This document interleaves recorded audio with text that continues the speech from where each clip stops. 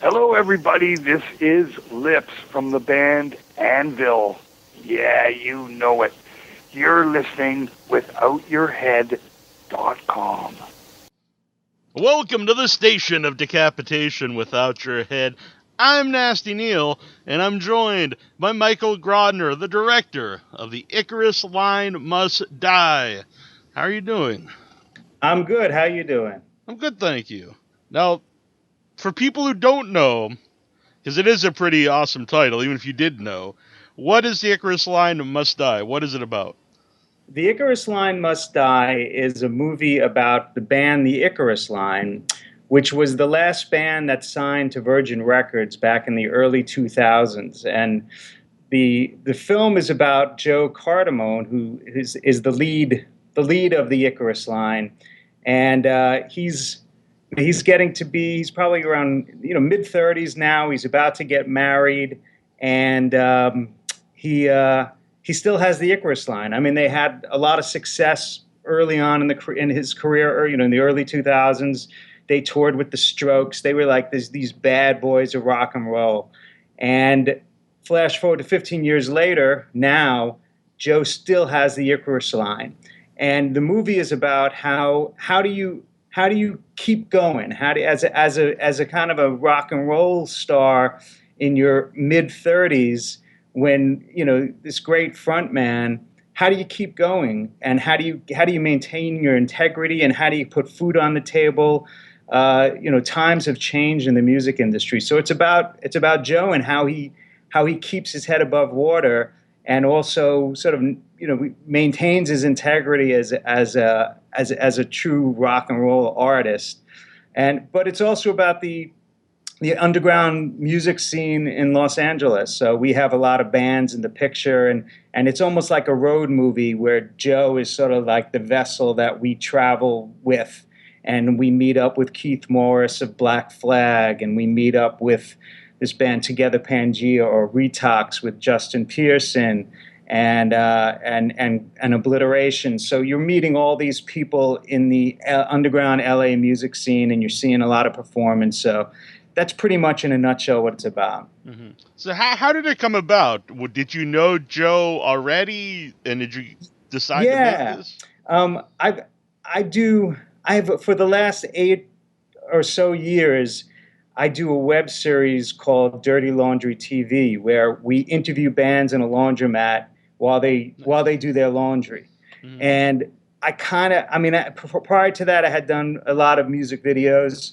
But that really got me tied into the LA music scene. And Joe and the Icarus Line have been on Dirty Laundry twice. So Joe and I have established sort of a relationship, and we're always talking about talking about trying to do something together. And Joe has his own studio, and I had been putting together a picture, a sort of a bigger budget picture. It was a couple of $1 million, and the funding fell through. And at that point, I said, you know what, I got to make a movie. I have to do it. Whether I have the money or not, I've got to make a movie. So I've always, and I thought, well, how do you make a movie with a very, very low budget? And I thought, I've always loved the films of, say, the Lower East Side, those kind of CBGB's era films, say Stranger Than Paradise, or there's a movie called The Foreigner, or there's Blank Generation. And I know that back in those days, those guys were just making films on the streets of New York without any money, casting their friends, putting musicians in the pictures, and they had such a great aesthetic. And it wasn't like you watch those movies and you go, boy, they're really stretching, I don't know, $100,000 really far. You watch those movies because they're incredibly authentic, and they've got great people in them, and it's a great vibe. And I thought, what if I made a movie like that in Los Angeles? And I always thought Joe is such a charismatic guy, and he's a great look, and he's a great, very charismatic guy. I thought he would be a great subject for the picture. And at the time, I mean, he was working to get this album to get signed, and he's a kind of working class guy in a sense, where he's hustling to get his band going. And I thought that's kind of an interesting subject for a picture, and I pitched it to Joe, and he was really into it. So we there's a guy, I don't know if you know, Travis Keller. He ran a site called Buddyhead, and Joe and Travis were very, very tight. And Buddyhead was kind of instrumental in getting the Icarus Line to where it got to be, and signed to Virgin.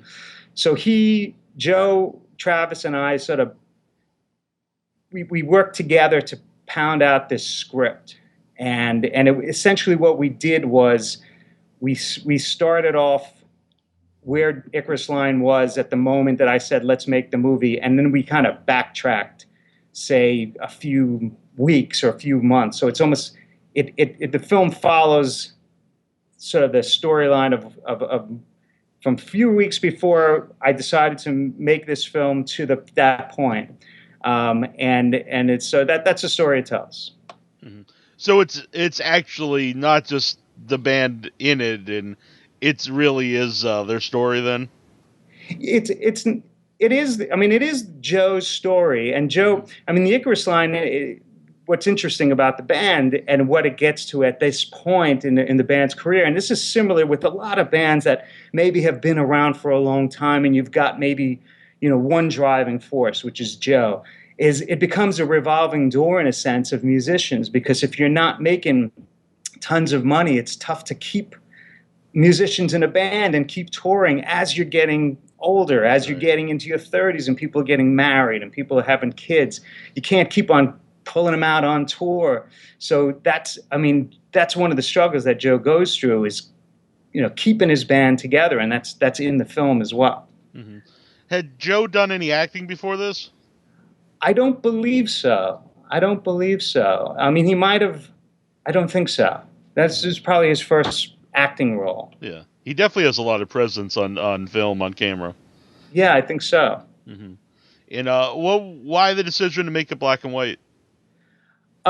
Well, one of the Stranger Than Paradise is certainly an inspiration for the picture, which is a Jim Jarmusch picture. Down by Law, another Jim Jarmusch picture. So there's the aesthetic of the sort of that black and white of that type of film. But to be honest with you, it's also a financial consideration. I have a DP on the picture. He did a great job. His name is Jacob Mendel. But the truth of the matter is, because we're doing it on such a low budget, we have about 7 or 8 camera people on the picture. And so, it's like, who's available, who can work, who can do it. So it's difficult to match up lighting and to really pay attention to that and get that sort of consistency. But black and white helps you. At the end of the day, instead of shooting in color, when it's you really have to really pay attention and be to the lighting and the color palette, and it's difficult to do that on a picture like this when we were shot at very, very much guerrilla style. Mm-hmm. It gives it like a timeless feel too. I thought while I was watching it, like, I know it's a modern movie, but it feels like it could have been from any era. Well, yeah, I mean, I hope so. I love black and white. I've shot a lot of music videos in black and white, and I'm a huge fan of black and white filmmaking. So, and I think it goes along with the vibe of the movie too. Mm-hmm. What did Joe think of the finished project? Well, I think Joe likes it a lot. Joe is was very much a collaborator on the whole picture, and he was there from its inception, and in terms of like checking off on the script and helping write the script, and then being on the set. He's pretty much in every single scene, and then in post production, he gave me sort of the freedom to cut the picture, and he didn't come into the editing room at all, but I would show him cuts, and he'd give very good notes. And they were really helpful, and it was a nice collaboration. So it is a real collaboration, as many films are this one in particular was as well. Yeah. And is it all really real locations?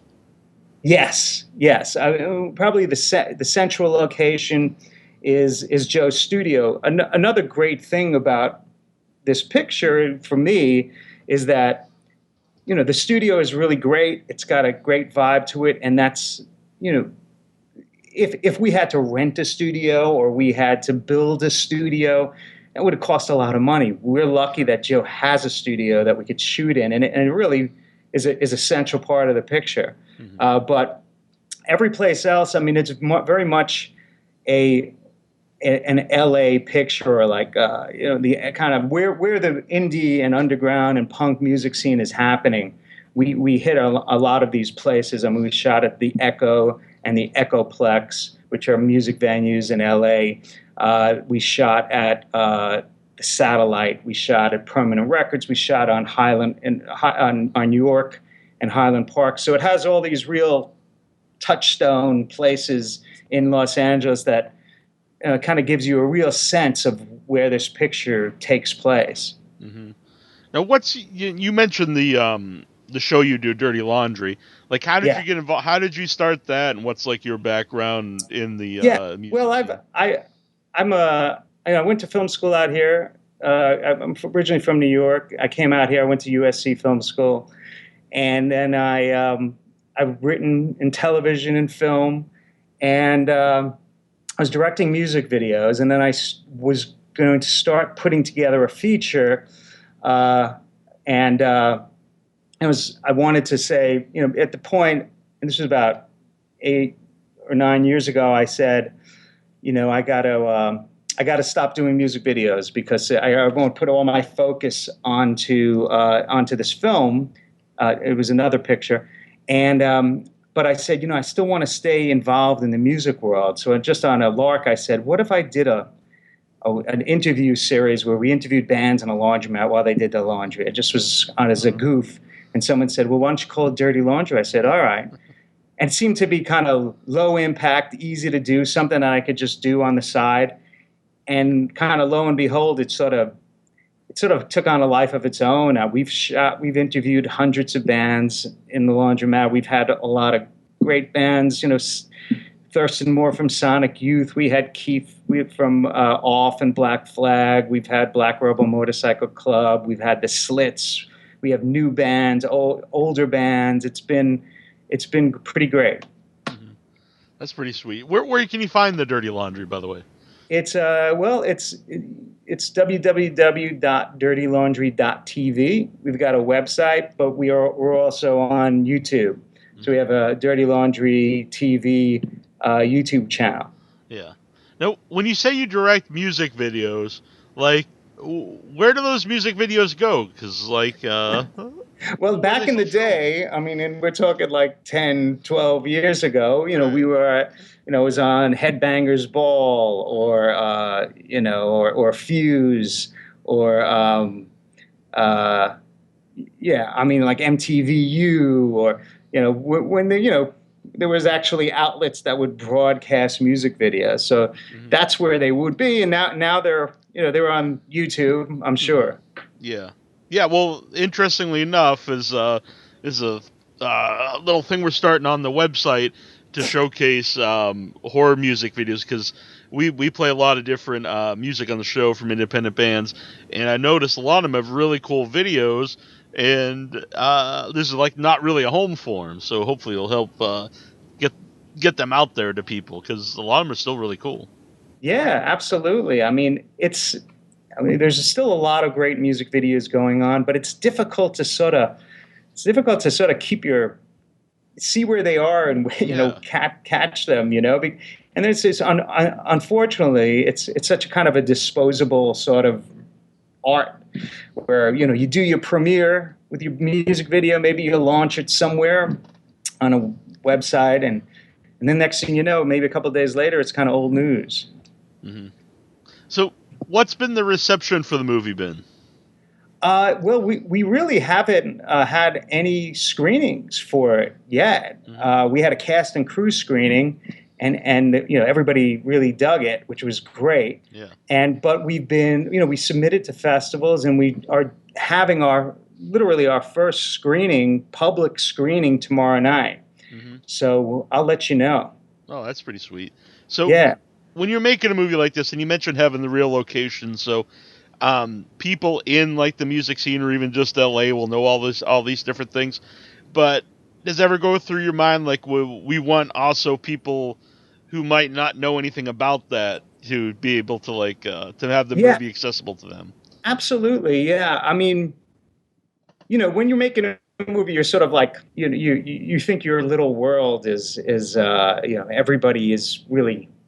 everybody cares about it and knows what you're talking about, and but I understand. I mean, the Icarus Line aren't like they're not U2 or something like that. Mm-hmm. So I think for me, and I certainly had this. I have this feeling about the picture is that it's, and I hope it's the case, is that it's it's very much of a story about, say, an artist or a creative person, and the sort of the struggles that one goes through. Any creative person, where you're trying to figure out how do you create art, but also have a family or have a house or eat regularly, mm-hmm. and how do you do it? And I think as a writer, as a director, I'm watching Joe's story and I'm watching his struggle, and I get it. I totally relate to it, and I'm not a musician. Mm-hmm. And so I hope that people who see it, and I think everybody thinks, and then maybe everybody is sort of a creative person or interested in creating something, and they can understand that when you put yourself out there and you put yourself out there with something creative, and someone says, I don't like that, or I like that. It has a very personal effect on you, and I think we all can relate with that. So, long story short, or other way around, I'm hoping that even though it's a film about this band, you might not know the Icarus Line, but you will understand what Joe goes through, and hopefully relate to it. Yeah, definitely. Oddly enough, I'm currently co-directing a documentary, and it's about the making of an independent, very, very low-budget B movie, and kind of the similar ideas. It's about what people give up, sacrifice, who have families and don't, to create something. And so I saw a lot of what we're trying to do in this, and I really enjoyed it. And I actually did know the Icarus Line before watching the movie, and you totally get into it without that. And I'm from Massachusetts, so I don't know the LA, scenery and stuff, but Right. I was totally into all of it.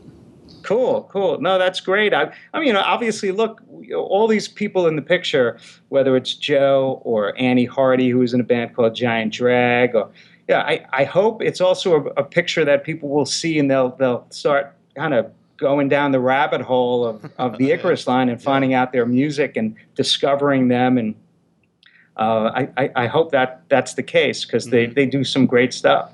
Yeah, honestly, right here on my computer screen, I have up it's an Icarus Line playlist here on YouTube I was listening to today. Cool. Yeah, no, their last album, which was the album that Joe's trying to sell or get signed with, is excellent. I really love that album. That was one of my favorite albums of that year. Yeah. So you had him on the show on Dirty Laundry twice. Had you seen him kind of, I don't want to say age, because it's not like he's really that old, but had you seen him change over time? I don't know how early you met him.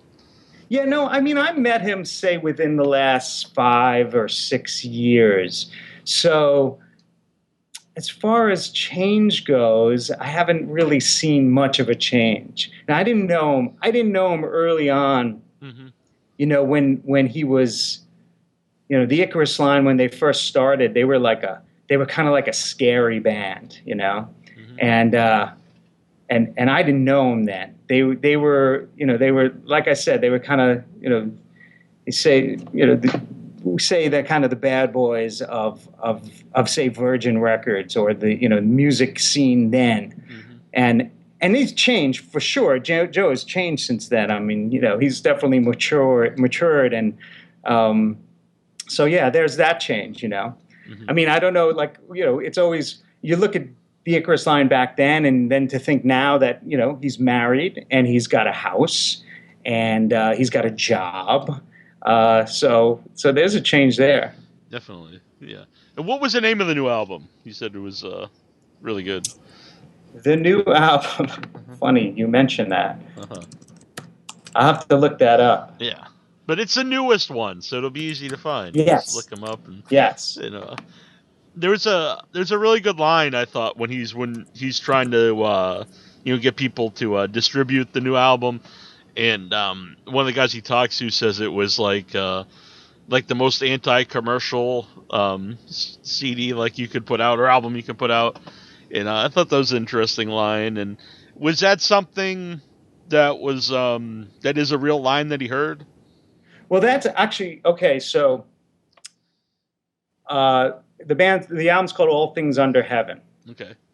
But the guy who says that is a guy named John Seidel, and John Seidel was the guy who signed the Icarus Line. He was the head of A&R at Virgin back in the early 2000s, and he signed the Icarus Line. Mm-hmm. So that's who says that about his new album.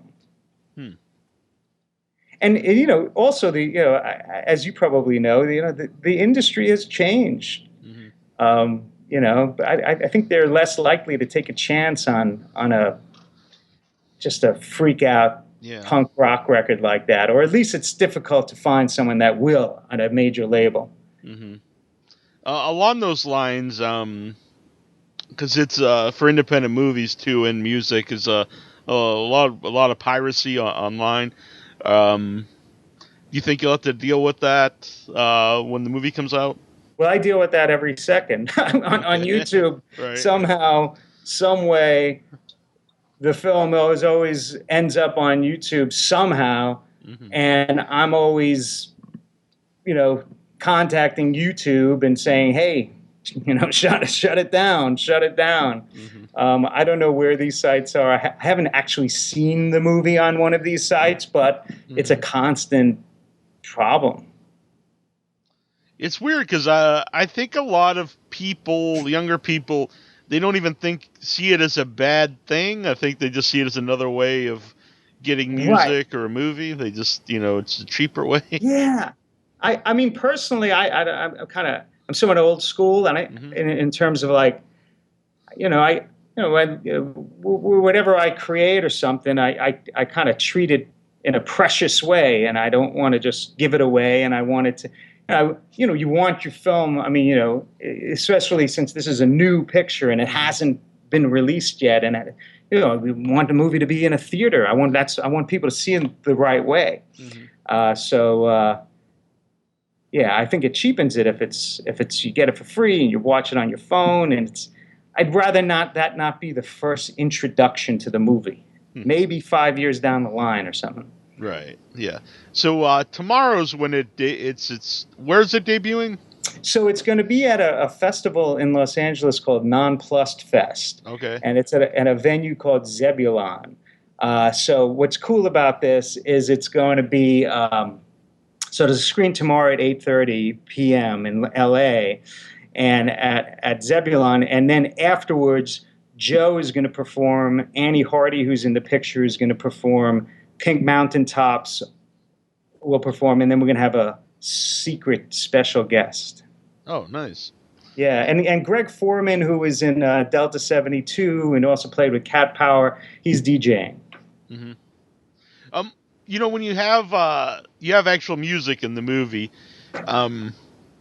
did you struggle at all, like how much, like full music to put in the movie? Because you want the music there, obviously, because it's about the musicians, but you might not want to make it like a concert movie at the same time. Right. I think but I always think that the picture, I mean, my idea of the movie, it's a rock and roll movie, and I want it to be, I want people to, get off on it because it's a rock and roll movie. And I think those types of movies are rare these days. And that was my point, is I wanted to make a rock and roll movie. Mm-hmm. So I wanted to use a lot of Joe's music, the Icarus Line. We used the Icarus Line, and Joe also wrote a score to it. Mm-hmm. So certainly the movie has its quiet moments without score, mm-hmm. but at the end of the day, I want it to be a rock and roll movie. Mm-hmm. I thought there's a really good. It's no lines by Joe, but it's near the end, and he's. I think it was the person you just mentioned. He's watching her sing, and he just has like this look on his face, like he's, he just loves what he's hearing, and he's just very peaceful. And I thought that was just a great scene. Like, you really captured a great look on Joe. Thank you. Yeah, well, to be honest with you, the movie is very it has a lot. I mean, it's very true to life, mm-hmm. absolutely. And Annie and Joe are very close, and I know he respects her quite a bit. And he produced her album, which that song appears on. So a lot of what you're seeing there is it's real. It's not acting; it's real. Mm-hmm. And when you say that, did you ever think of doing it as a documentary? No, not necessarily. No, I wanted to make I wanted to make a narrative feature, not a documentary. Why is that? I thought of it as a story. Like, again, I thought, the inspiration are those pictures, like I said, from, say, Blank Generation with, Richard Hell, and those movies aren't documentaries per se. I mean, they have sort of a rough quality, but they're stories. He actually, one of the reasons why is I saw there's a movie that Nick Cave did I think it's called 20,000 Days on Earth, mm-hmm. That I watched before making this picture, and that's sort of that's a documentary, but it's almost a stage documentary. Mm-hmm. And I thought it was, I love it. I mean, I think it's shot beautifully, and he's very compelling. But what it didn't have was a storyline, like in a sort of a 3-act structure, which, sure. And I thought, and I thought if you weren't a Nick Cave fan, then you would probably be bored by the movie because it doesn't have a story that you can really follow. It's almost these episodic situations. And I thought my film, I wanted to have a story, because I think, Nick Cave is well known, but in a general sense, maybe he isn't. And certainly Joe is not as well known as Nick Cave. So if I want an audience to follow his journey, I really want it to be, I want to have a story, because I think that will help. Mm-hmm. So that was the thinking behind that. Yeah. And so after tomorrow, and hopefully that goes great, where will the movie go from there, and what are like your hopes for like distribution? Yeah, well, we'll see. I mean, we're hoping to get distributed. We're hoping to sell the picture so that, I'd love the film to. I'd love the film to get into theaters and for people to see it, and as much as possible. I mean, obviously theaters, and then VOD. Or wherever, but it'd be nice to get it some sort of distribution so we can get into theaters and people can see it, say, all over the world. The Icarus Line do have like a sizable audience in, say, the UK and in France, and I know Joe is actually touring in Europe in November and might do a screening in the UK there. So, yeah, kind of the sky's the limit. Yeah. But I think after this podcast, it'll I think so, exactly. All roll in. It's your ticket to stardom, being here on Without Your Head. Absolutely. But I agree that I agree with all that. But but there's nothing like seeing any movie on the big screen. We're lucky to have a couple really cool theaters in Boston that show midnight movies and a lot of old weird stuff. And it might be something you've seen a bunch of times, or it might be some underground, new independent movie. And seeing it the way it's meant to be seen on the big screen is really the best way. Yeah, no, it's great. I mean, we have some great theaters here. You know, we have like the New Beverly. We have a place called Cinefamily, and have some. What's great about being in LA? They have these old movie theaters that are like 100 years old, and occasionally they'll have like a series of films where they'll show some of these old pictures there in like an old movie palace that has been restored, and it's gorgeous, and it's it's the best. Hmm. Yeah, every Halloween we go to the 12-hour movie marathon, which is it's kind of a chore because it's 12 hours, but it's so Right. cool to see the old horror movies up on the big screen. Like, what do you see there? Let's see, we've seen the original Frankenstein. Uh, let's see, each year's kind of a theme. The one year, well, we also just go because every weekend they show midnight movies, but now you put them in a spot. The one year was neat because they showed Psycho and Texas Chainsaw Massacre, which Right.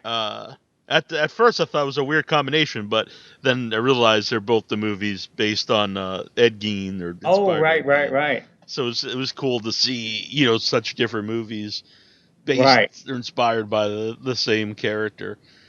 But Yeah. I've seen Reanimator there. John Carpenter's The Thing. Four movies that I love right there. Yeah. Christmas, the Halloween one, they usually have like two kind of headline movies, and then it's kind of a surprise what they show after that. Right. The This Incredible year for Melting Man. Halloween, I went to go see Nosferatu Oh, awesome. at this gorgeous theater. It's a United Artists Theater downtown, and then they had I think it was the LA Philharmonic, like did a score along with it. It was awesome. Yeah, it was. They did that a couple years ago in another place near Boston, and my co-host on the show, Annabelle, she went, but I couldn't make it. But last year we went to. They did the same thing with the silent Phantom of the Opera with a live orchestra doing the score, Right. and that was just an awesome. That was really one of my favorite experiences going to the movies. That Yep. was like It's just an something. amazing way to watch a movie. Yeah, definitely, absolutely. Makes it an event, which kind of like you kind of have to do even with films like the indie films that we're doing, and in this picture itself is if you can make an event out of it, which is what we're doing tomorrow night, is that's pretty cool. Yeah, definitely. If I was in the area, I would definitely go out to that. So I Well, know we have a lot of there's no open listeners in LA. invitation. Well, I appreciate that. You never know what happens. You might end up here. Exactly. Now, since we are a horror movie show, I do want to ask you. But I watch all movies, and we talk about different movies. But what are some of your favorite horror movies? Well, it's funny. I know you're a horror movie site, and I'm a huge horror movie fan. Hmm. And you know, I, I have a lot of favorites, but I was thinking about if you would ask me about horror movies.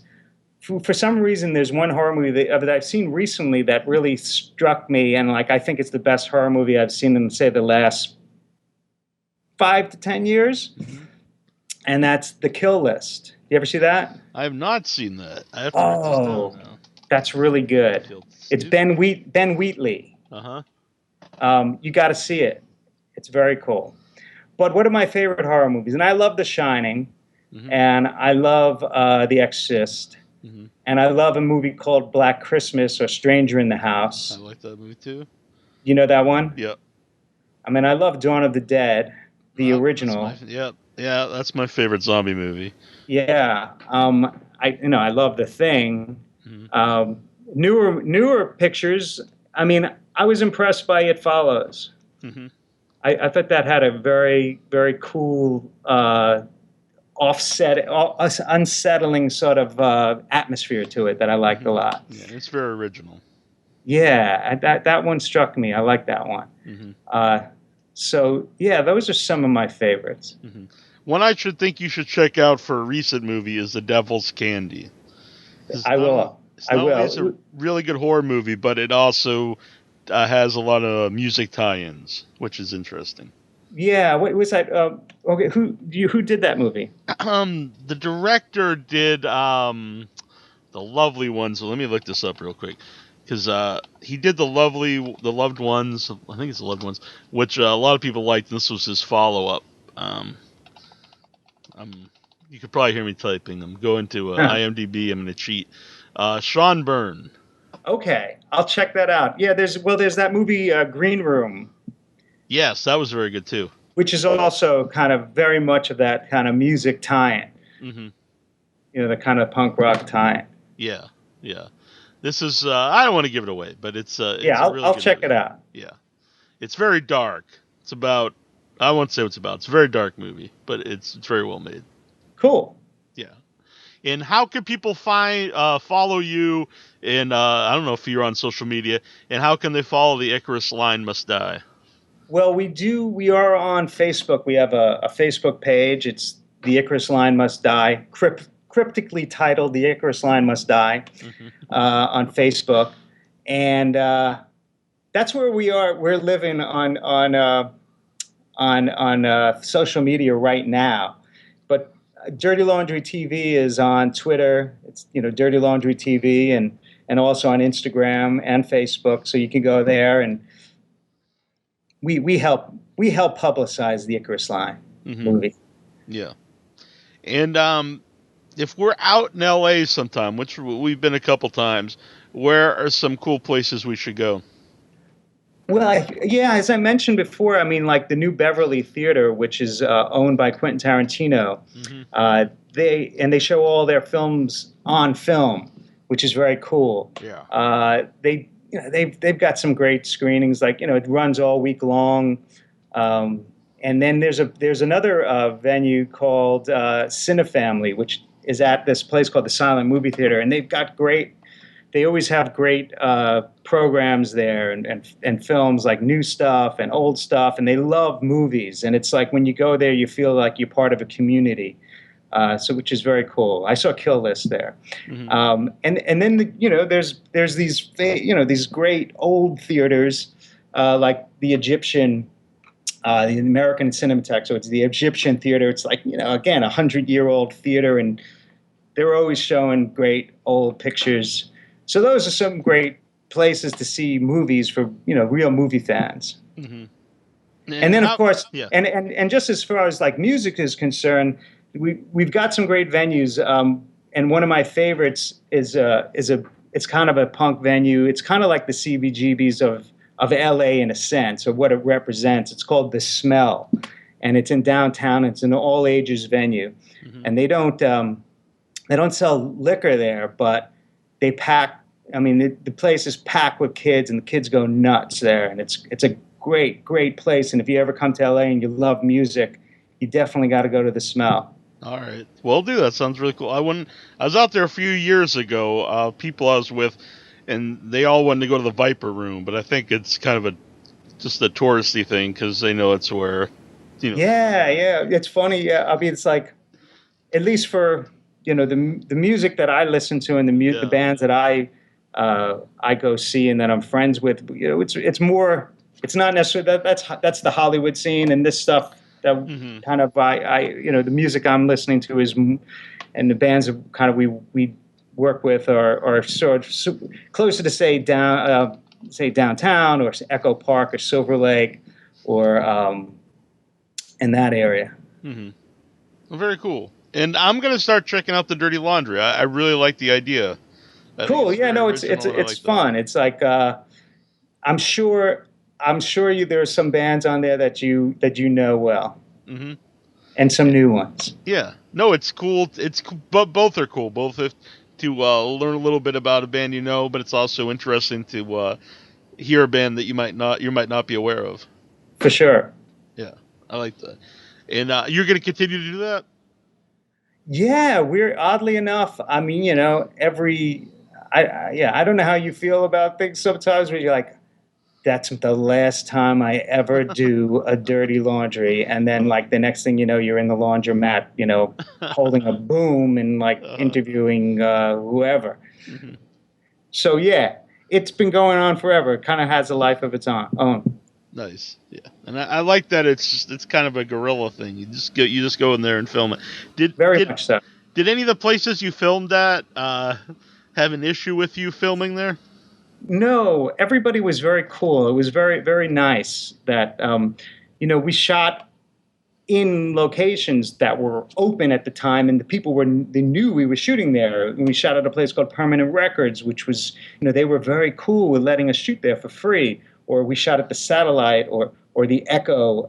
They didn't give us any trouble at all, and the places were very welcoming. I think it's a cool thing about, I've been working in this LA music scene for a while, and Joe's been in the music scene in a while. So there's a lot of good feelings, and people are looking to help out, which is nice. Mm-hmm.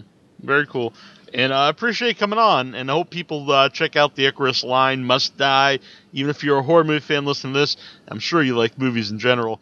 I really enjoyed it, and I'm not just saying that because you're here, which I should stop saying, because I've noticed I say that when it's true, and I don't say it if it's not true. So if you're wise and you listen to the show, you can probably listen and think, well, he must not really like this movie, because he didn't say I'm not just saying that because you're here. But I really did like the movie. Well, thank you. And so you can check it out all over follow it online. And if you're in LA, definitely go out and see that. And you're welcome to come back anytime. Thanks so much. Appreciate you having me on. Literally my first podcast interview. So thank you. Oh, very cool. Yeah. Yeah. The best for first. It's all downhill from here. It will be. It will be. All right. We shall return. Okay. Thank you. Yep. Hi, this is Michael Graves, and you're listening to WithoutYourHead.com.